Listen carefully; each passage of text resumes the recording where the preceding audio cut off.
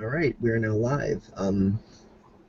Hello, everybody. Welcome to the next paradigm shift in educational comedy, talking about copyright, decentralization, and Openbay, and what those things were, are, where they're going, what they all have to do with each other, so on and so forth. And here we have Rich General Tate with his new setup, so that's why we see a completely new view of him there. Why don't you tell us what happened with that, Rich? You're at a totally different angle. Yeah, got a new computer screen for Christmas. Pretty kick-ass. Put my old computer screen right there, put the webcam on top of that because my new screen is got a thin enough top that the camera won't balance on it, so that's why you have a new angle. But it's a dual screen setup, so it's much better, and I think the lighting is much better, and you know, the overall presentation is better. So, like, is one screen split into two, left and right, or is it the same one screen being projected to two places simultaneously? I've got my main screen, and then I've got an extra digital kind of monitor. Basically, I can move tabs over onto the other screen. It's kind of for multitasking. Ah, okay. So that way, if I'm, I can watch YouTube videos and be typing a Word document at the same time simultaneously. That's very, very interesting. Very cool. So you have a card in there that's able to split off the views. So you got one going one way and one going the other way. Yeah, it's a dual monitor setup. I mean, it's hooked up to the back of my tower, so they're not dual clone screens. I mean, it's not like I'm on both screens at once. It's got my main screen and then my other screen, which is for all my other stuff that, is for all the extra stuff that I want to put on another screen. All right. Well, that's cool. Speaking of screens, I'm going to go into screen share mode because our topic here is going to require some illustration.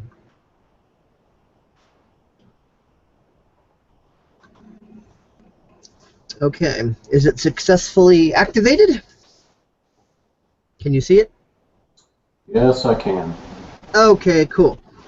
So obviously the first tab that we have here says ignore ends, because I think it's important to first cover what ignorance actually is, because even people, a lot of people who are extremely intelligent and know lots of things about lots of stuff are still ignorant to a lot of things. And copyright is one of those things where people tend to buy into the general perpetuated meme fairy tale in regards to copyright, and then they think that that is what copyright is. And then when somebody tries to tell them, no, that's not quite right, they're like, hey, you're insulting my intelligence, and you're calling me stupid because I know what copyright is, so fuck you, and blah, blah, blah. So I wanted to first go into what ignorance actually is. Ignorance is ignorance. To be ignorant does not mean you lack intelligence. It means that willfully of your own free choice, you are ignoring information that makes you feel extremely uncomfortable. Society teaches us all to do this, so we all begin our lives in a state of ignorance or ignorance. This does not mean you're an idiot, so there is no absolute reason or rule that states that you must become butthurt and rage against information that makes you feel uncomfortable. You could choose to open-mindedly explore new information. Of course, you can rage against new information if you want to. That is your right as a free will sovereign human being to do so. It is simply required that you do so. So a lot of people think that ignorance and stupidity are the same thing. So when they get called out on being ignorant on something, they take it as an attack, like, what do you call me, stupid? You're a dick. I'm not stupid. You're stupid. I got 10 PhDs and went to 6 colleges and wrote a thesis on nutsacks, and I know everything about everything. You're the one who's stupid. So people like, they kind of rage a bit. So now I'm going to switch to this screen here. Copyright infringement.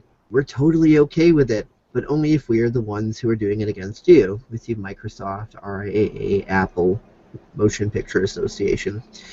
And I've kind of seemed to be getting like nudged lately by the universe to do this video, and I've had all sorts of synchronicities involving copyright and all that pop up. So kind of taking that as a hint, and even today, I go to my computer, I check DeviantArt, and lo and behold, what do we have here? Someone by the name of Dolphin. Even talking about corporate copyright infringement seems quaint. Let's talk about corporate espionage, murder, warfare, and a ton of other types of major crimes first. And I think this makes a good point in and of itself, like the idea that, again, what people think copyright is and what it actually is being two different things. So when you're talking about the generally accepted meme and trying to discuss and debate within that meme, it just becomes completely irrelevant. It's like trying to ask the marital status of the number 5 or the political orientation of a tuna fish sandwich. People don't even realizing that it's the whole line of questioning that's irrelevant, because any answers that you get to something are only going to be as good as your line of questioning. And if we're asking stupid questions, our answers are really going to be limited. Or if we're asking ignorant questions, either way, whether someone's asking a stupid question or an ignorant question, the end result is going to be incredibly narrowed information.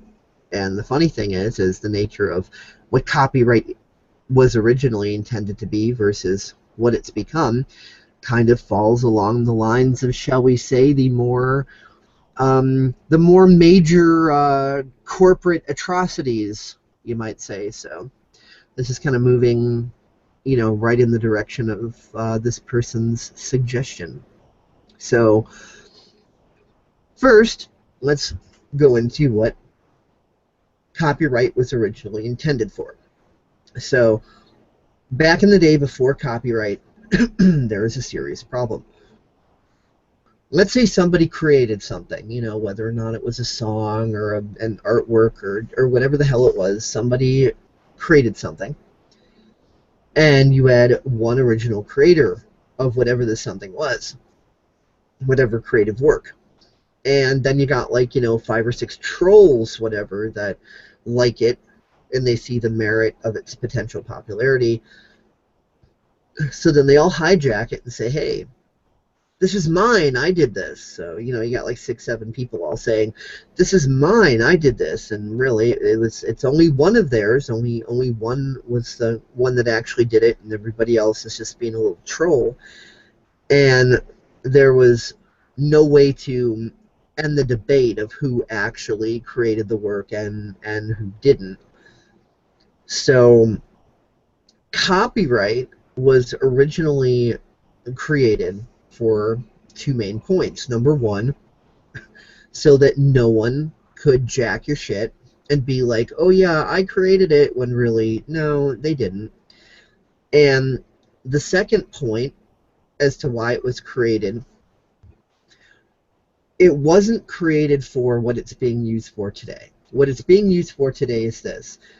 A copyright holder creates a piece of content, and they're like, okay, I got this content out here, I created it, and it's cool that you guys really like it.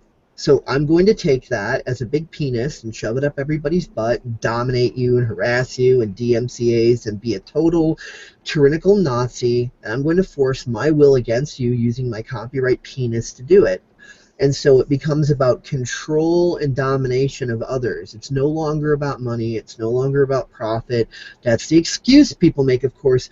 Well, that's holding back my profits. And no, actually, it's really kind of not. And this is the point where people who are in ignorance start to get a little butthurt about. As soon as you start saying that, it's like, oh, well, you're just a criminal and you support theft, so I'm not listening to another word you're saying. And that, okay, fine. Well, anybody watching this or listening to this who feels that way, you can just hit stop or close out the window right now or whatever, because you don't want any differing perspectives. You don't want to look at other information that might be there. You just want to feel all justified in your paradigm and shake your fist and whatever. So those people are more than welcome to leave right now if you want to. I respect your free will right to do that. So these aren't the droids you're looking for. So these aren't the droids you're looking for, so move along. As far as the people who are kind of curious as to about, what's Dave talking about here? What is this? What is going on with all this copyright stuff? I'm curious to your perspective. The people that are looking to actually explore other information, well, stick around because this is about to get interesting. So, with actual copyright, the way it's supposed to be used, let's say you're a copyright holder and you create, some work or another, and let's say people use it, and yeah, people even make their own money off it. Copyright was not designed to prevent people from doing that. What it was designed to do is so that as they are using and promoting your work while they're promoting it. So first of all, you're getting more well-known as they're doing this, and you don't have to pay them for the free advertising.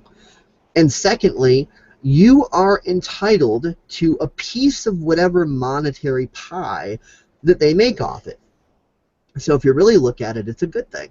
Let's say you have 10 people that have made derivative works out of your work, or even if they take the original work and they're using it in different ways, and money is coming in from that, you now get a piece of that pie from each of those 10 people.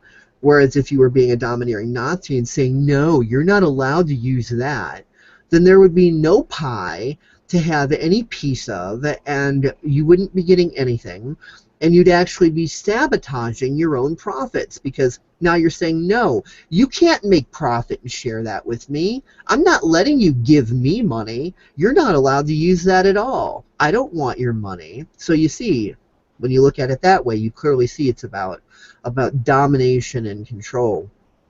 It's not about money at all. With these people, it's about domination and control. So that's what copyright has turned into.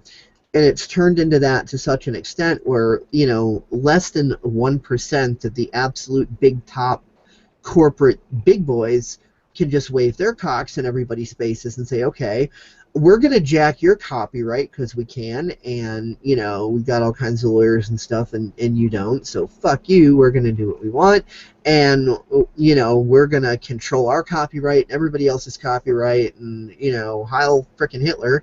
And so copyright has become a mechanism that is preventing most people from making money and is actually allowing their particular copyrights to be stolen and trampled upon and used however, because the corporations just come in and do whatever they want.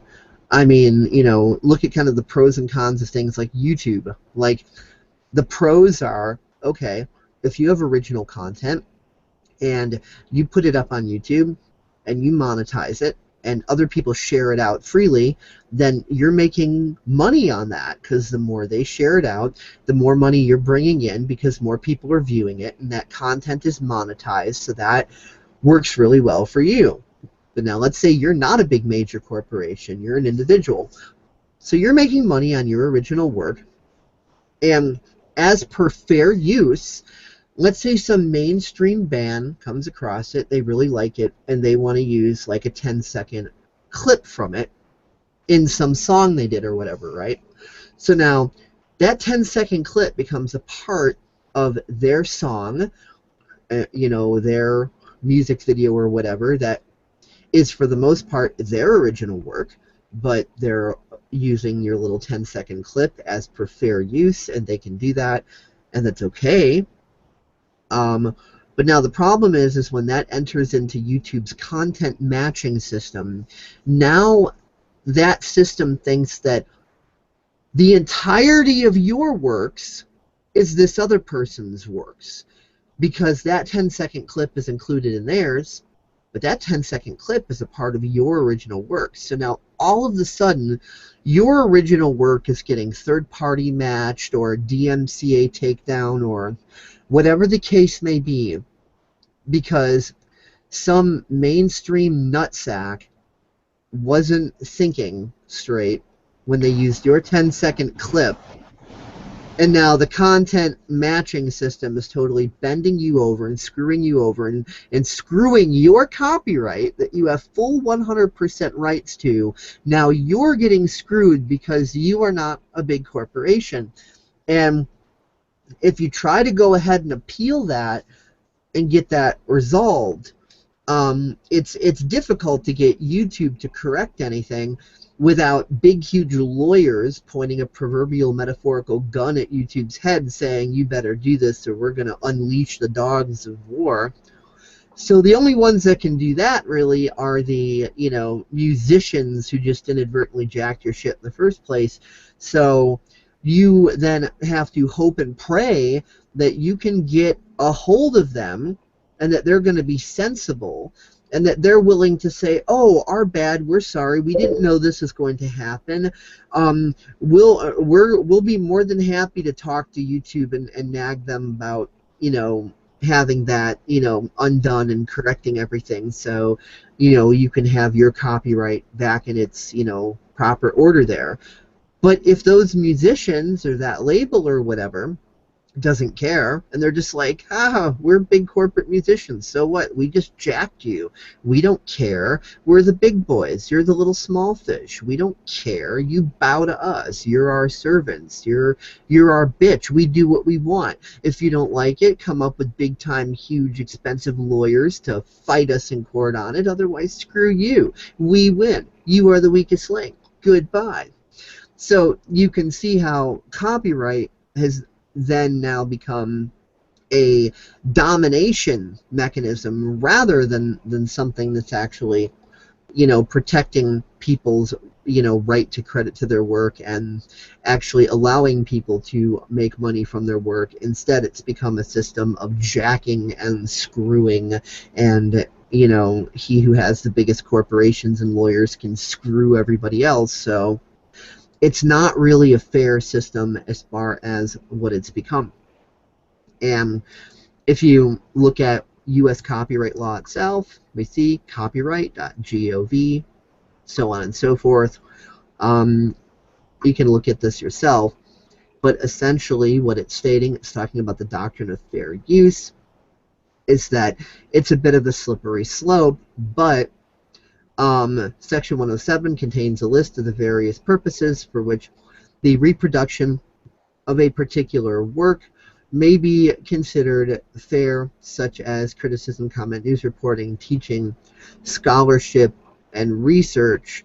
And if you look into the full quote of the actual fair use documentation, it'll even go so far as to stipulate that in the event of something like an audio or video recording, you can actually freely use the entire thing, copy, distribute, whatever, as pertains to, nonprofit use, educational, so on and so forth. So even if it's not a commentary, it's not taking a clip for a piece of journalism, but it's something that's educational and you're trying to forward people's education, that by law you can do that. It's not a violation. Although, of course, the original copyright holder could then protest that and say, oh, we're the big bad corporations and you're horrible for defying our godly right to rule over you, so we're going to bend you over and rape you, and so on and so forth. But as you can see, the whole premise of fair use, as listed here, is about maintaining integrity and fairness. The purpose and character of the use, including whether such use is of commercial nature or is for nonprofit educational purposes, the nature of the copyrighted work, the amount and substantiality of the portion used in relation to the copyrighted work as a whole, the effect of the use upon the potential market for or value of the copyrighted work, so on and so on.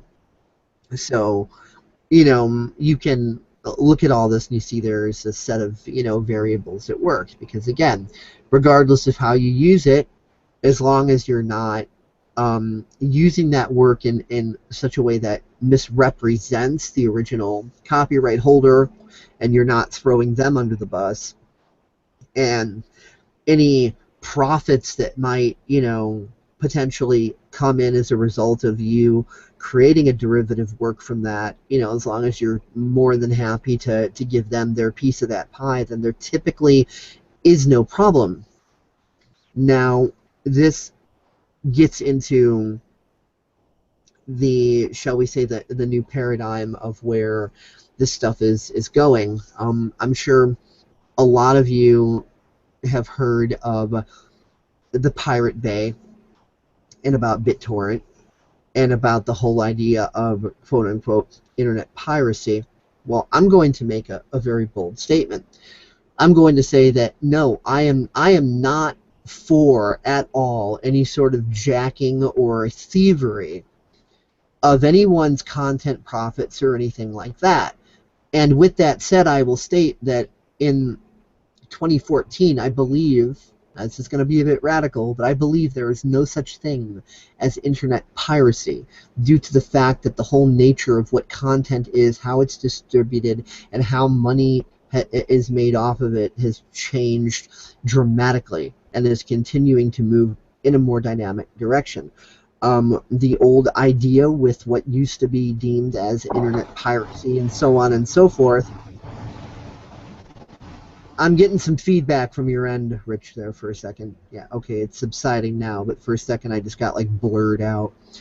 So if you could mute, that would be helpful. But anyway, so back in the day, like in the 90s or something, the idea of internet piracy was completely valid because the marketplace was very different.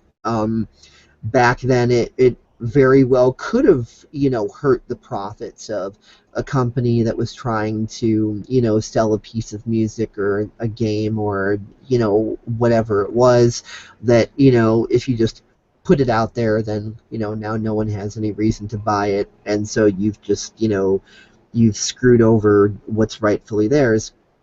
And that was valid in that period of time. But as the internet started to evolve, you might notice that, with the whole Napster fiasco in like 1999 and moving, into the new century, the Recording Industry Assholes Association, the RIAA, was not butthurt about profits being lost. As a matter of fact, as a result of Napster, CD sales went up 60%. Yes, went up.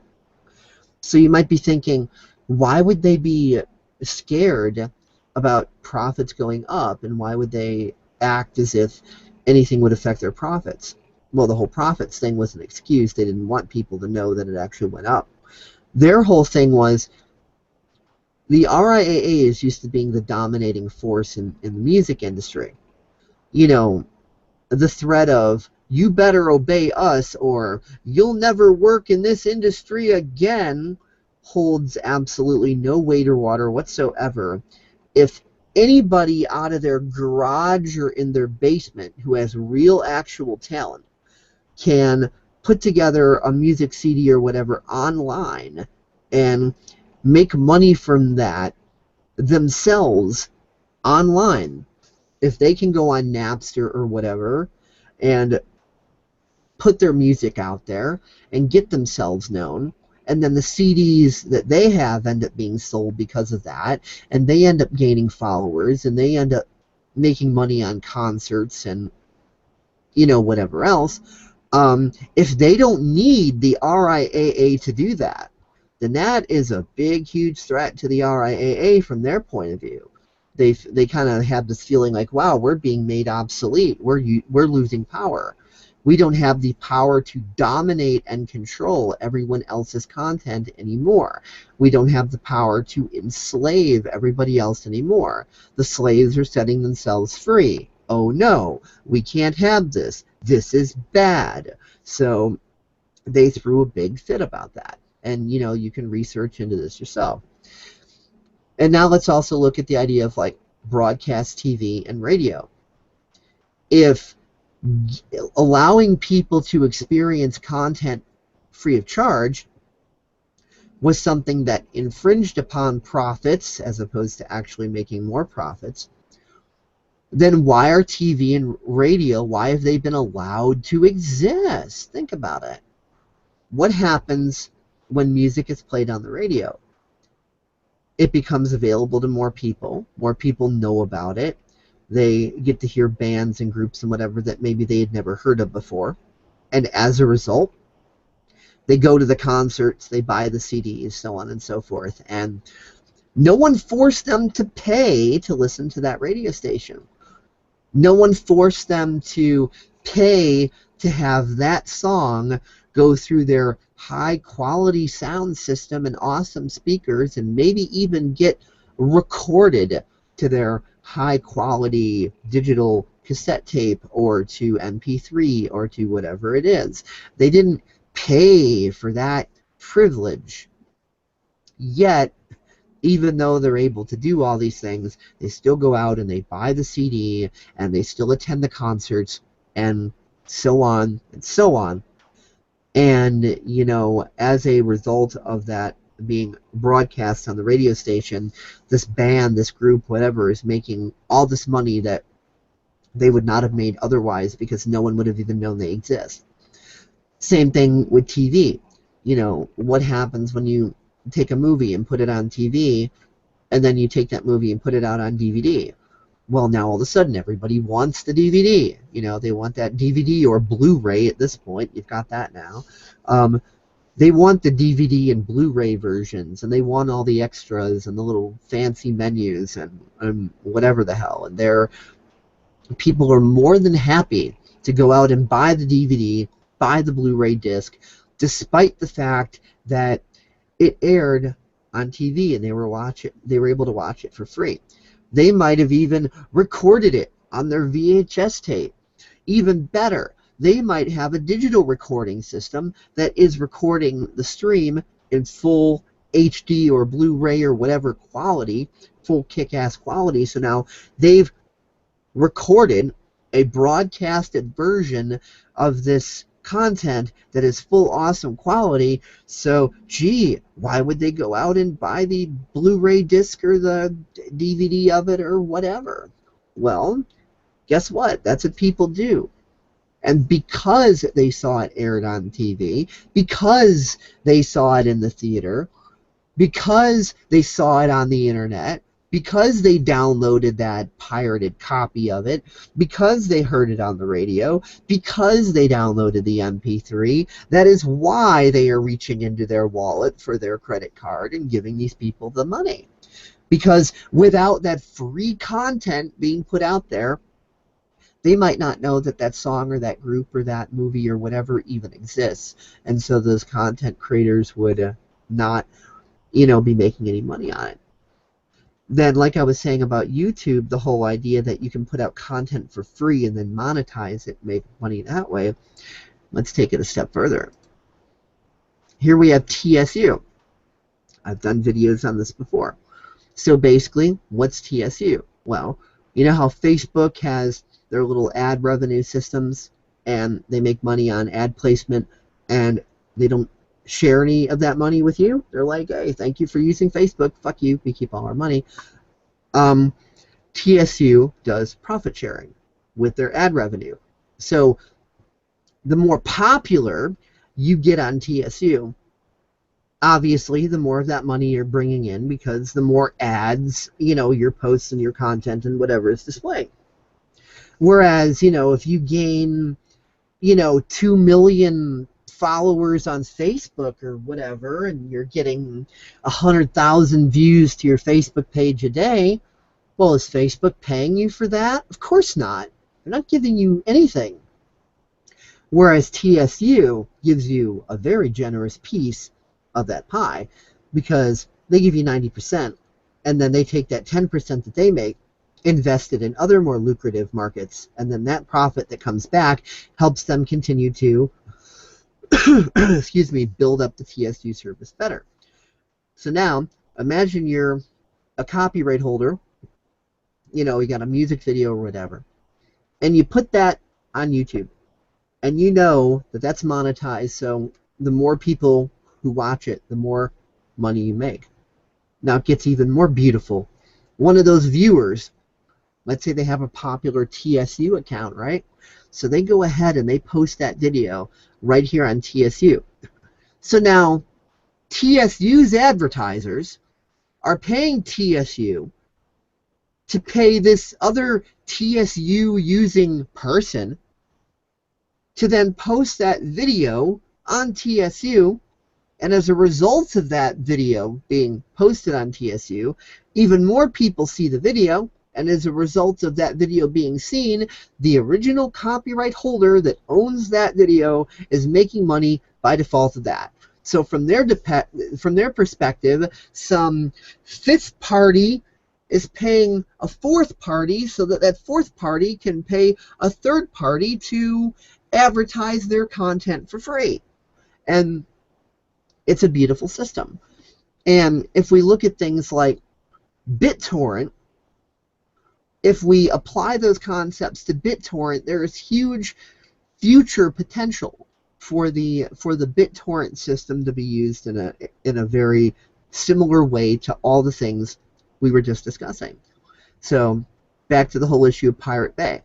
They just recently, in December, I do believe it was, they took Pirate Bay down. They got raided. And the way Pirate Bay does things, to the best of my understanding, they have something like 17 corporate hosted virtual machines or something like that in cloud space somewhere. But their Achilles heel is they still need one central point to coordinate between all of them, and it's that central point that got raided. And after that, I was saying to Rich privately, in private conversation, I was just like, if they would just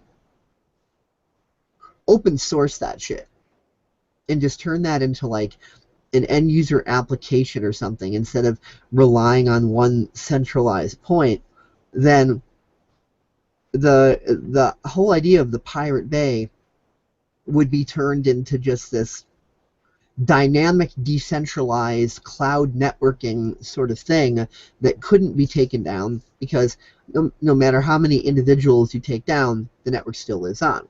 So apparently, I was hoping that this might be the straw that breaks the camel's back on this, although in my opinion, I was thinking, well, people apparently need to be pushed pretty hard in order to go in these more innovative directions, and I don't know if this was hard enough. People do have the whole societal Stockholm syndrome thing going on, so I don't know if this is hard enough.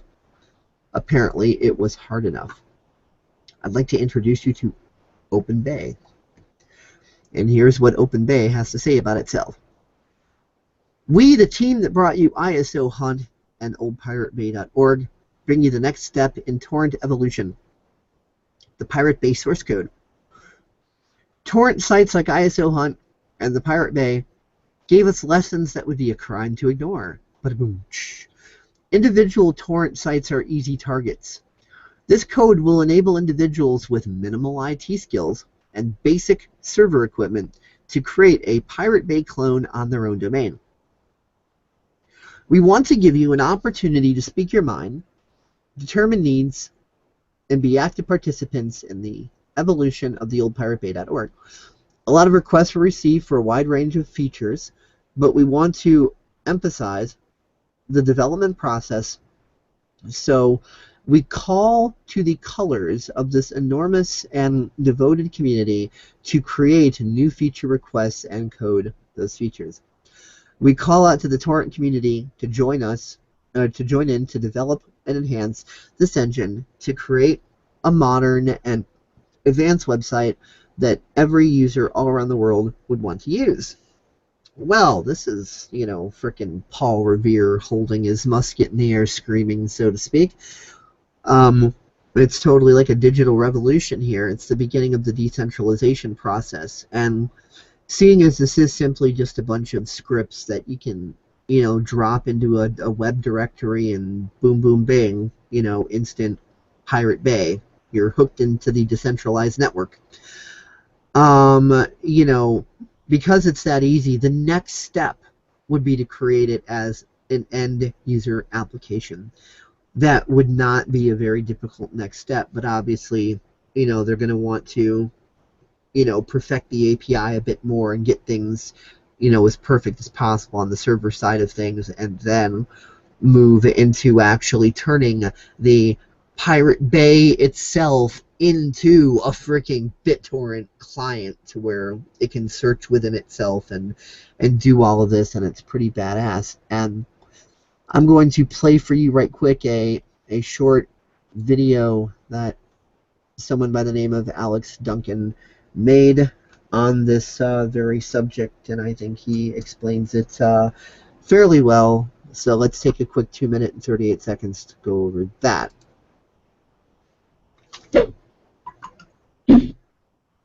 Alright guys, a while ago the police decided to raid Pirate Bay, and since there is no Pirate Bay anymore, I mean, like, Pirate Bay does not exist. Let's go look it up. PirateBay.org. It absolutely does not exist anymore. What happened to Pirate Bay? Well, this article right here will be able to tell you exactly what happened to Pirate Bay so far. Now, as far as it seems like Pirate Bay isn't going to be coming back up in a bit, or not for a while, but if you want to use old Pirate Bay, it's right here. This is the old version of Pirate Bay. You can use this instead.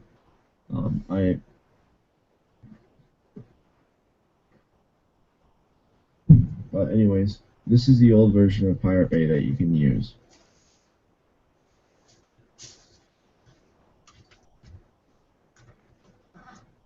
But as you can see, they left a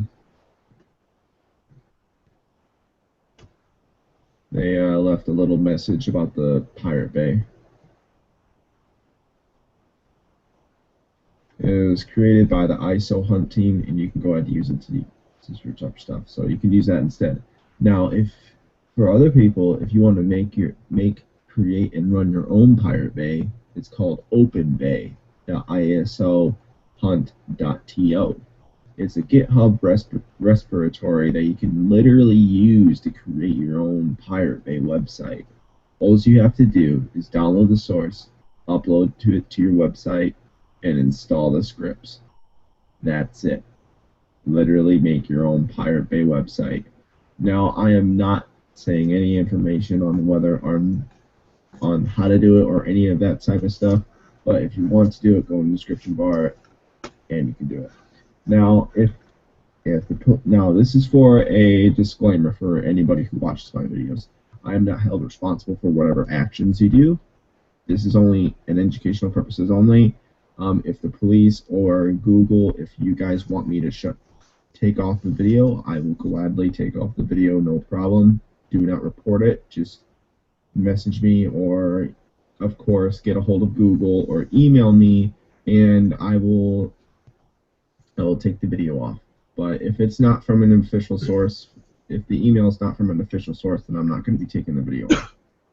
Thank you, and have a great day. Alrighty. Yeah, so that video was from December. And of course, to update things in the now, the Pirate Bay is supposed to be returning on February 1st. So we see the nice little countdown clock here. Hopefully we can all see that. And it says we are TPB, and it's the piratebay.se/browse, and it's got the counter 28 days, 2 hours, 51 minutes, and the seconds tick down. So, yeah, the people are definitely, pushing back, because BitTorrent is not about piracy. It's about not only the freedom for content distribution and derivative works and so on and so forth, and for educational information to be passed around, and et cetera, et cetera. But it's also representative of the new business models that are in the process of being developed and used, and that stand to make everyone a whole lot more money,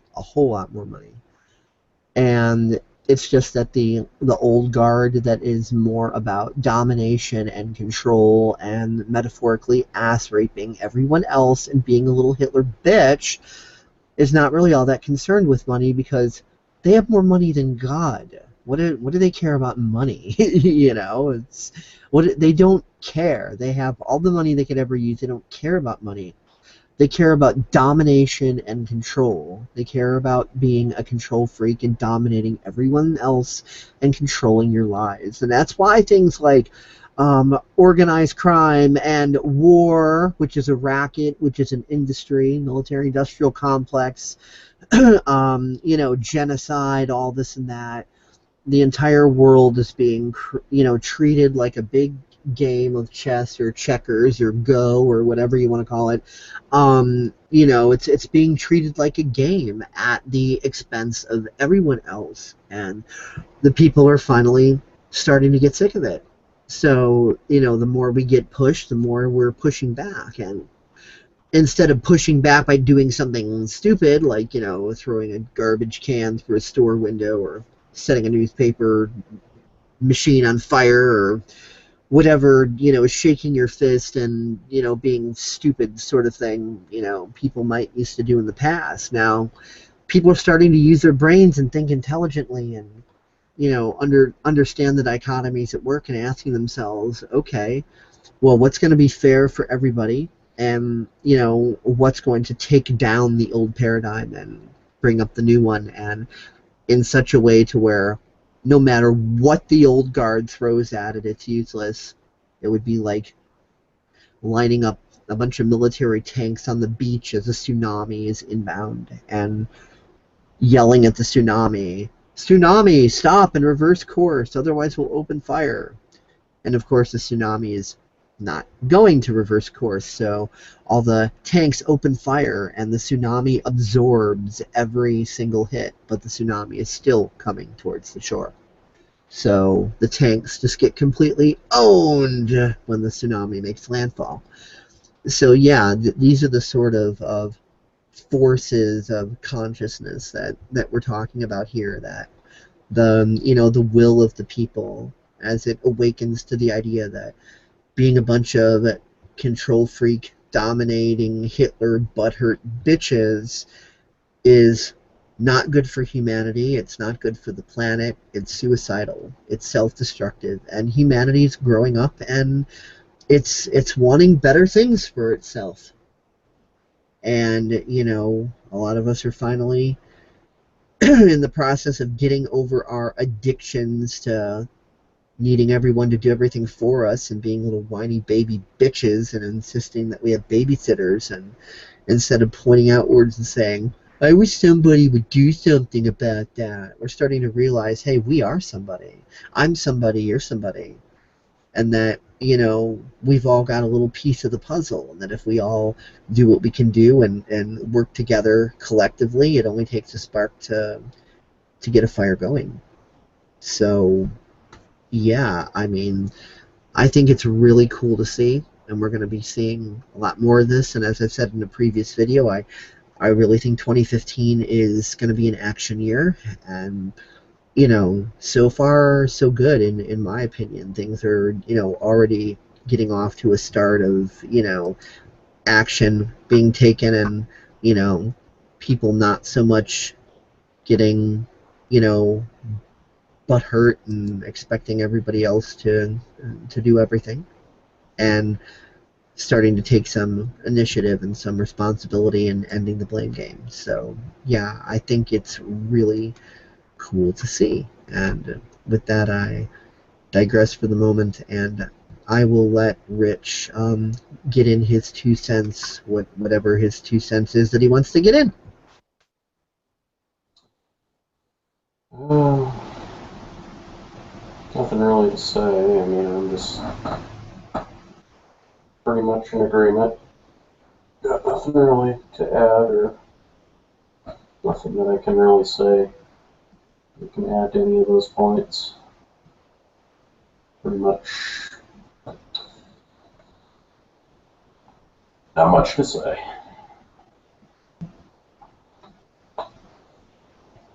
So,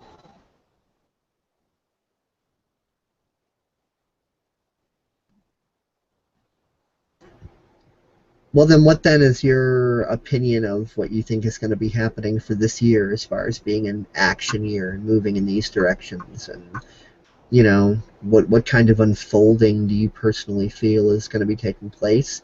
Obviously, your opinion is as valid as anyone else's. You're not making and any. again, like I said, every point you've wanted to make, I really don't feel I have anything to say. I'm being honest in that.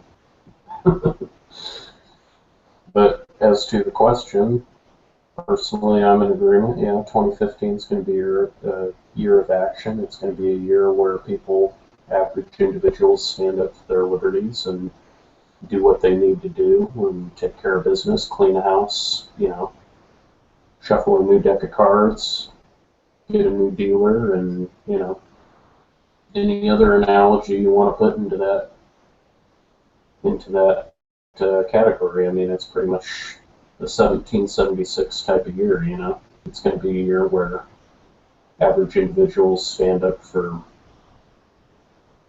personal integrity, expression, and you know the like. And with a bit more intelligent action rather than fist shaking and butt hurting, but rather based on actually learning to understand the mechanisms at work and the psychologies and you know everything from metaphysics to quantum physics to biology to neurology to psychology to technology to everything under the sun, instead of seeing information as our authority and bowing down to masters and gurus and looking for other people to tell us what to do. We start to kind of use our own noodle. We start to use what God gave us up here and, realize that, we actually have the ability for critical thinking and discernment and we can figure things out and actually grow up instead of adulthood being a state of extended adolescence. So, yeah. So, I think that's really all there is to say on this. We've gone over copyright. We've gone over why decentralization is important and how that works and, with like the tsunami wave. And we've gone over what, Openbay is and why BitTorrent is actually important to the evolution of online business, that the old idea of internet piracy is going away like the Model T and the dinosaurs. Mm-hmm.